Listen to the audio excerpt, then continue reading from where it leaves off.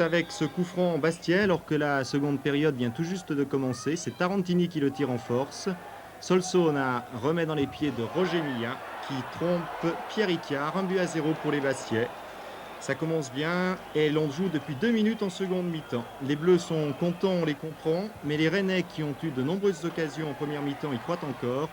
Il manque ici de peu l'égalisation à la 52e minute par Charrier.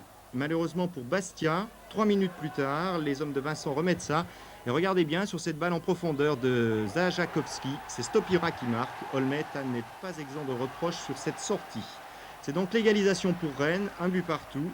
Et sur un terrain détrempé, les esprits s'échauffent quelque peu. Alain Fiard perd quelque peu son calme. Et M. Rideau lui montre la vie en jaune. Mais pour les Bastiais, les véritables ennuis vont commencer à la 65e minute. Mazur trouve Stopira qui laisse sur place Orlanducci. 2-1 pour les Rennais. Ça va mal pour Bastia. Réaction tout de même des hommes d'Antoine Redin par Zimaco, Ili, Mia et Alain Fiard. Mais le tir d'Alain passe juste à gauche des buts de Pierre Ricard. Pour les Bretons, l'heure est alors venue de faire véritablement le break. Ils vont y parvenir. On joue à la 73e minute. Morin va déborder une fois de plus la défense des Bleus. Et c'est Bouzdira qui inscrit le 3e but rennais. Alors malgré ce score très lourd, 3-1, les Bleus ont un sursaut d'orgueil tout de même. À la 82e minute, vous avez vu Yard faire du hockey sur glace devant Ferrigno. Et puis le capitaine rennais sauve sur sa ligne avant ce tir sur le poteau de Mbida. Mais malheureusement, après ce dernier dégagement de Pierre Ricard, la défense bastiaise va croire au hors-jeu. Mais il n'y a pas hors-jeu. Et ce diable de Morin s'en va tout seul battre Olmet à 4 buts à 1.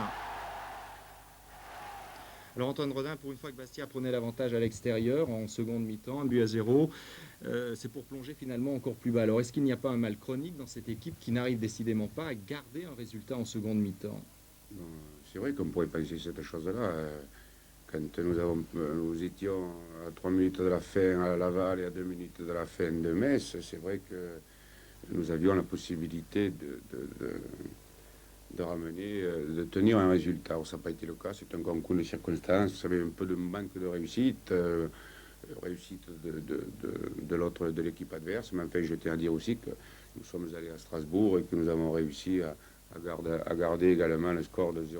Pour parler du match de ce soir, effectivement, quand on regarde ces images, je pense que nous avons commis trop de fautes individuelles et collectives, surtout pendant les dernières 25 minutes du match. Du match, oui. Antoine Rodin, depuis que Joël Henry et aussi malheureusement Claude Papi ont quitté l'équipe de Bastia, on a l'impression qu'elle n'a jamais véritablement retrouvé un fond de jeu.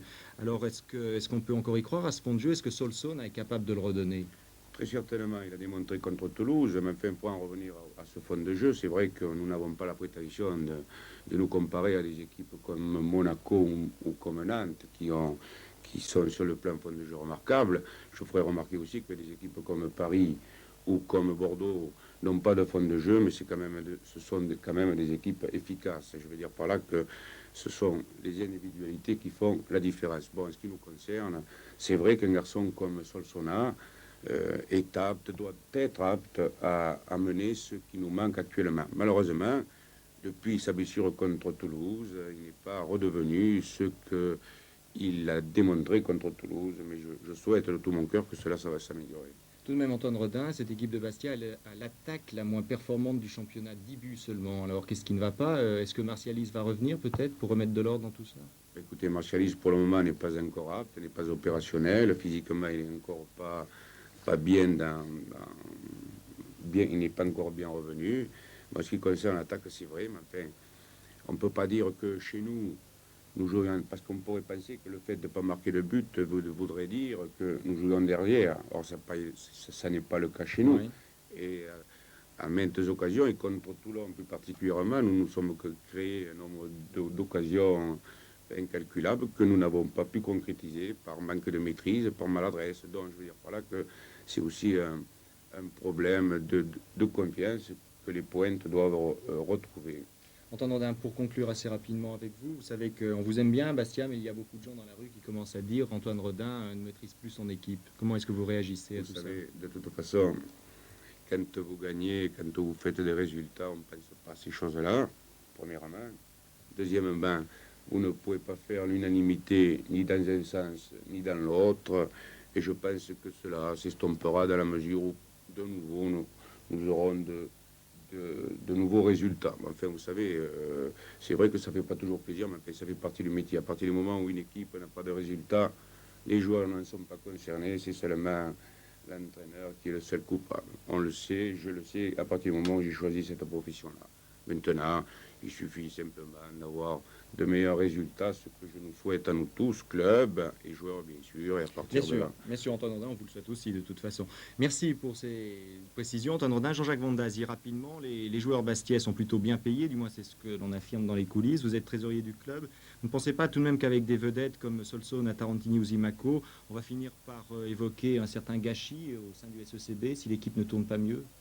Il est certain qu'à l'heure actuelle, vu la période de doute, je dirais, que nous traversons, il serait permis de se poser des questions.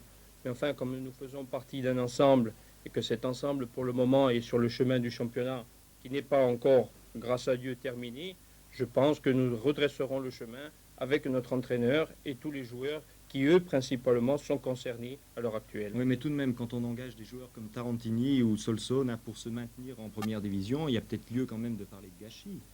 Non, parce que nous n'avons pas engagé justement ces joueurs-là pour simplement notre maintien en première division.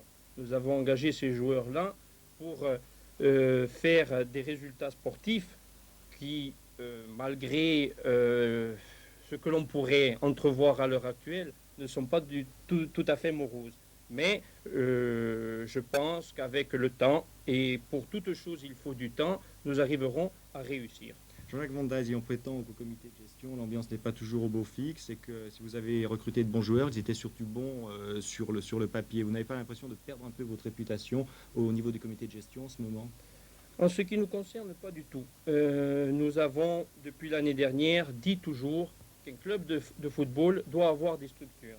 Cette année, nous avons augmenté, nous avons, je dirais, carrément doublé le comité de gestion pour pouvoir créer plusieurs structures au niveau du club et ce qui nous permet de déterminer à chacun sa tâche.